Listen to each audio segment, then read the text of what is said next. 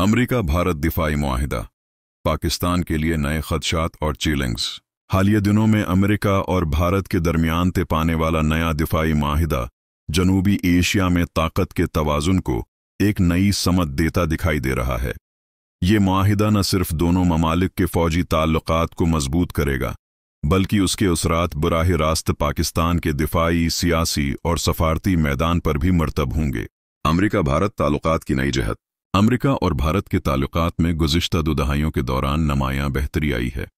पहले ये ताल्लुकात इक़्तिसादी ताउन तक महदूद थे, मगर अब ये मुकम्मल स्ट्रेटेजिक पार्टनरशिप की शक्ल अख्तियार कर चुके हैं।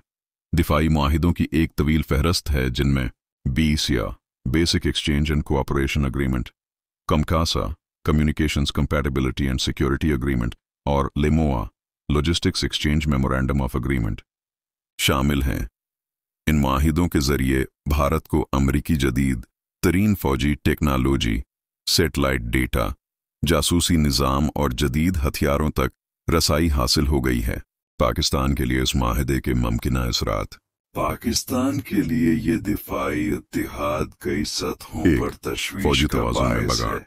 भारत को अमेरिका से जदीद दिफाई टेक्नोलॉजी मिलने के बाद खते में ताकत का तवाज़ुन बिगड़ने का खतरा बढ़ गया है। भारत के पास पहले ही रूसी और इसराइली टेक्नोलॉजी मौजूद है, और अब अमरीकी ताउन उसे एक और दिफाई बर्तरी देगा। 2. पाकिस्तान की सलामती पर बराह रास्त असर। अमरीका और भारत के दरमियान इंटेलिजेंस शेयरिंग और सैटेलाइट मालूमात के तबादुले से भारत को पाकिस्तान की सरहदी निगरानी, मिसाइल डिफेंस सिस्टम और फौजी नक्ल व हरकत के बारे में ज़्यादा दुरुस्त मालूमात हासिल हो सकती हैं, जो पाकिस्तान के लिए एक नया दिफाई चैलेंज है। 3. चीन के खिलाफ ब्लॉक और पाकिस्तान की पोजीशन। अमेरिका का असल मकसद चीन का मुकाबला करना है, लेकिन चूंकि पाकिस्तान चीन का करीबी इत्तिहादी है, इसलिए वाशिंगटन के इस दिफाई इत्तिहाद का बालवास्ता असर पाकिस्तान पर भी पड़ता है। ये मुआहिदा चीन के गर्द घेरा तंग करने की कोशिशों का हिस्सा है, जिसमें भारत एक नुमायां किरदार अदा कर रहा है। 4. खुते में असलहा की दौड़। भारत के लिए अमरीकी दिफाई अमदाद में इजाफे से पाकिस्तान को भी अपनी दिफाई तैयारियों में इजाफा करना पड़ेगा, जिससे जनूबी एशिया में एक नई असलहा की दौड़ शुरू हो सकती है।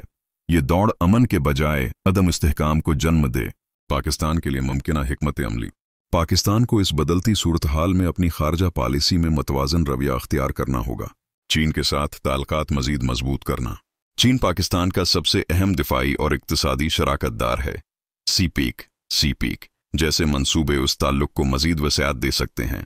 अमेरिका से सफारती राब्ते बहाल रखना। पाकिस्तान को चाहिए कि वो अमेरिका के साथ राबते मुनक़ता न करे, बल्कि एक मतवाज़न और बाइज़्ज़त ताल्लुक कायम रखने की कोशिश करे, ताकि खते में सफारती तन्हाई से बचा जा सके। इलाक़ाई ताउन को फ़रोग़ देना। ईरान, तुर्की, सऊदी अरब और वस्त एशियाई रियासतों के साथ मजबूत ताउन पाकिस्तान को खत्ते में नई सफारती ताकत दे सकता है।